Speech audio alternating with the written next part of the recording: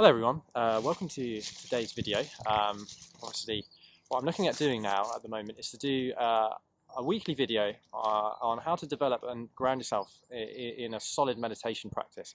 And I'm very grateful for the fact that I can come here today, go to this beautiful lake and be able to invite you to join me in such a peaceful place, because obviously I'm aware that not all of you have the ability to come to a place like this in such a distressing time, and I know the heart will probably be yearning for you to get out into nature and just be more at one with life. And obviously that's my gift to you today. I know you won't be here with me physically, but I will feel you here with me inside my spirit. So I'm very grateful for the fact you're here, and what I want to do is just quickly through these weekly videos to just outline the overall goal of what meditation is really about, and just give you some small little tips, and also outline what it is that we're actually trying to achieve through meditation, because that overall goal can sometimes get lost.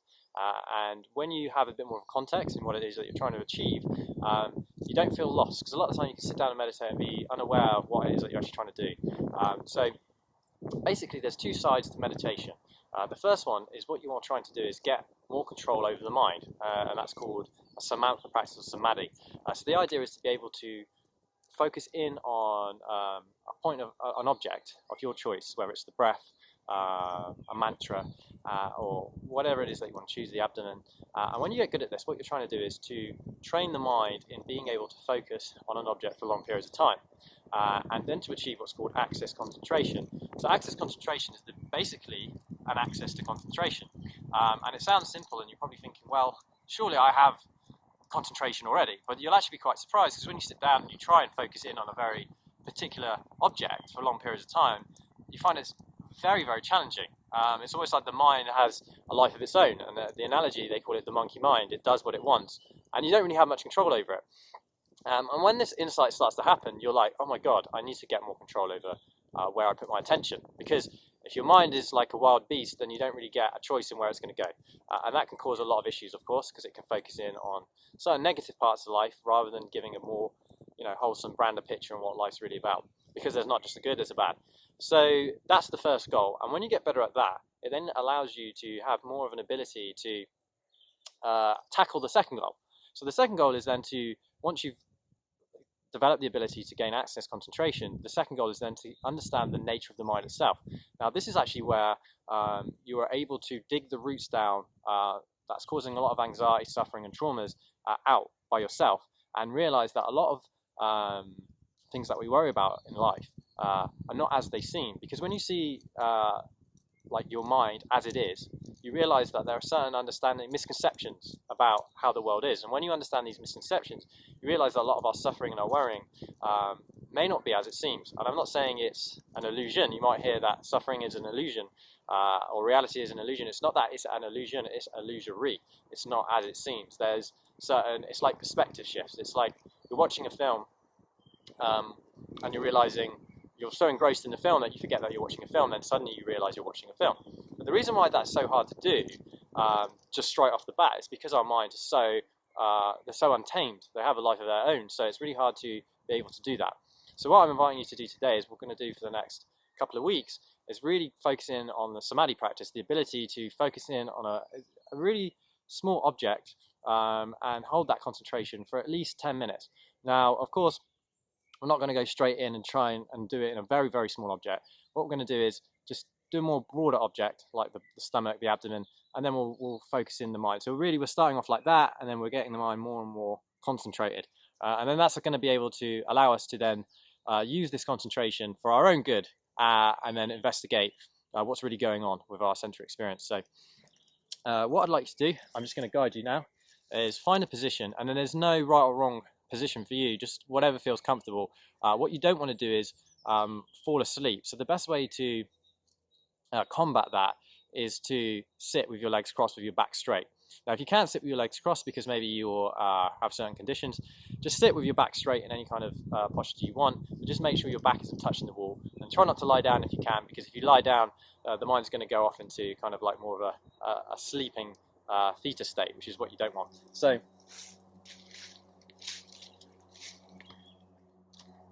just find your position, cross your legs if you can, and what I want you to do is, it's always better to do it with your eyes closed. If you prefer to do it with your eyes open, you can do that, but just be aware that there's more for your mind to get distracted on if you do this. So I'm not going to cross my legs because this is not quite working here. So just close your eyes. What we're going to do is we're going to use the stomach as our object of concentration, and we're going to force some breaths here. So if we'd like to just breathe in through the stomach, through the nose, and then slowly breathe out. So breathe in through the nose, through the stomach, really using the stomach, not the chest, and breathe out. And we'll do this a couple of times. So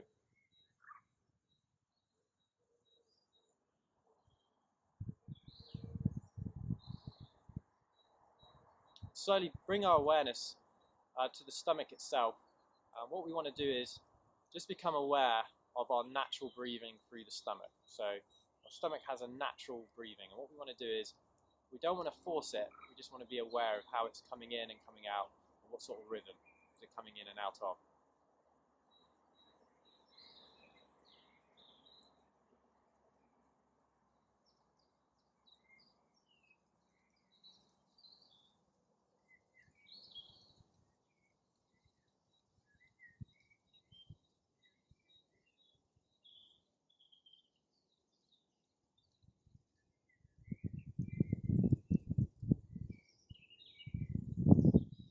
What we start to notice about the breath, it's very gentle, it's very soft and gentle. It allows our minds to quieten. And as we're doing this, we slowly bring our awareness now up to our nose.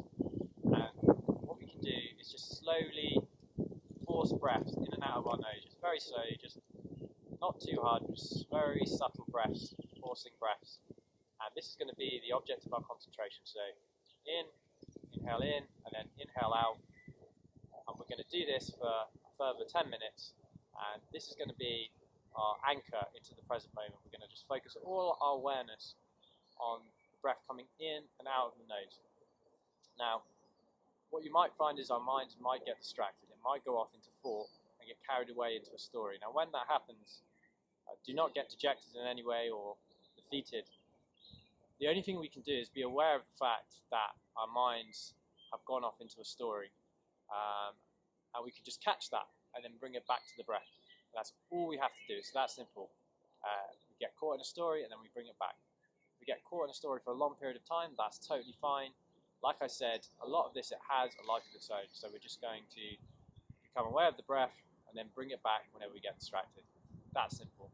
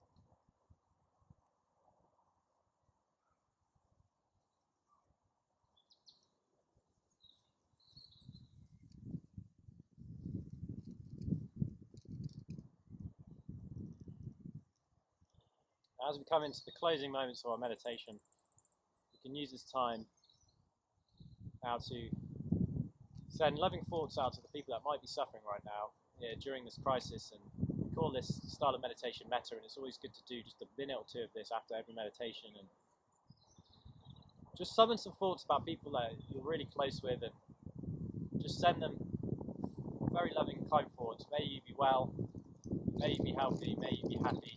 Just direct those thoughts to people that you care about. And as you do that, just start directing it to people that you may not know too well, but they're in your life somehow. And then from there, you can send these thoughts to the people that you don't know but might be suffering right now, or maybe you do know in the crises, and just send those thoughts out into the cosmos in the hope that these people will receive your kind thoughts. May you be well, may you be happy, may you be peaceful, and may you be healthy.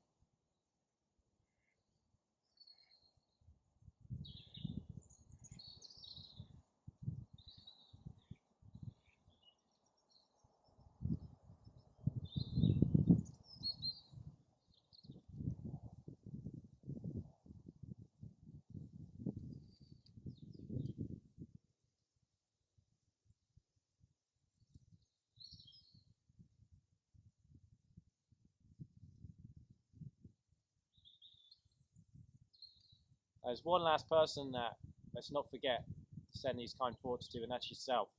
Never forget that you are the most important person that you should be kind to.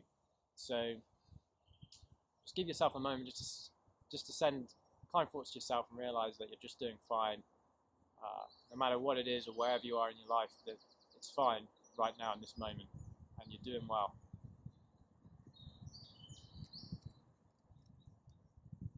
Take one last deep breath in,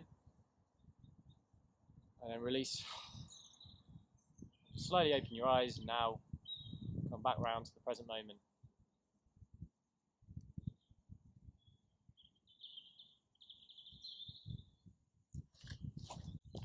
So thank you for joining me here. One last point as well, just to make sure that don't get dejected.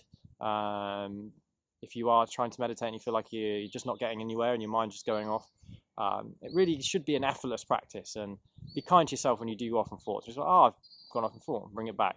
And one last thing, if you can try and do this, maybe you get a chance to spend 5 minutes, 10 minutes, and then maybe build it up to 20 minutes to 30 minutes, maybe an hour a day, to really focus in on getting your mind more concentrated. It's going to really, really help you in your overall development in your meditation practice. So wishing you well, kind thoughts, and together we will grow stronger. So it's over and out from me.